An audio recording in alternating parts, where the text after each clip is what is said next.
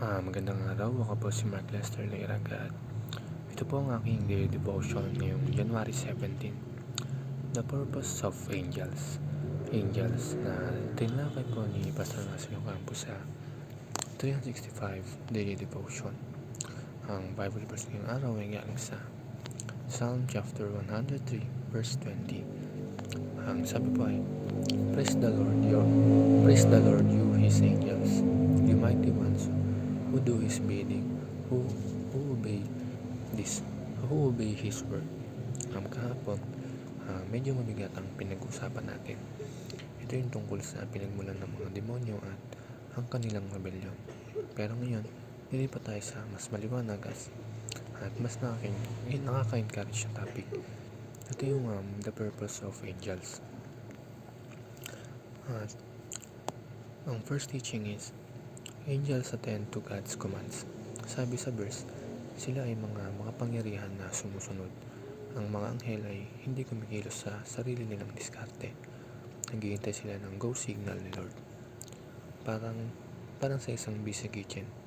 Kapag nag-order ang head chef, kailangan ng mga staff ay laging handa at mabilis sumunod para lumabas ang pagkain ng maayos.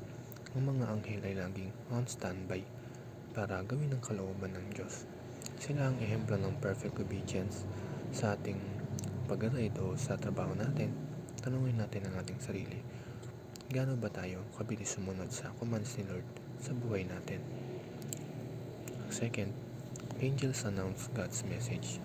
Ang salitang angel ay galing sa salitang angelos na ibig sabihin ay messenger. Sila ang tagapagbalita ng mga mahalagang plano ng Diyos.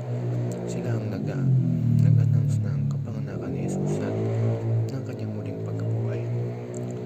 Sa kalsada, para silang mga warning signs o signal lights na nagsasabi sa atin kung saan tayo dapat dumaan o kung anong dapat natin gawin.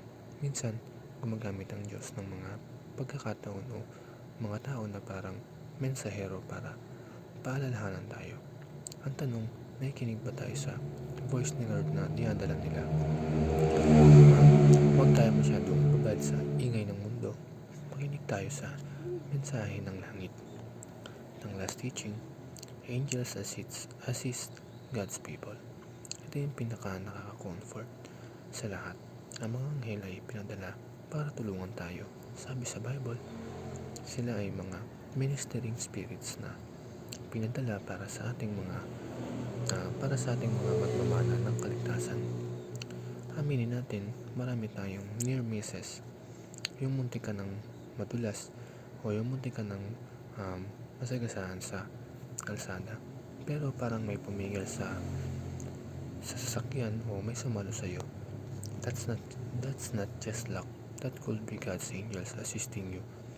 Hindi sila narito para sambahin natin, kundi para protektahan at tulungan tayo ayon sa utos ng Diyos. Hindi tayo nag-iisa sa ating spiritual journey. Sa ating pagkatapos, matulog tayo at gumising ng may kapayapaan.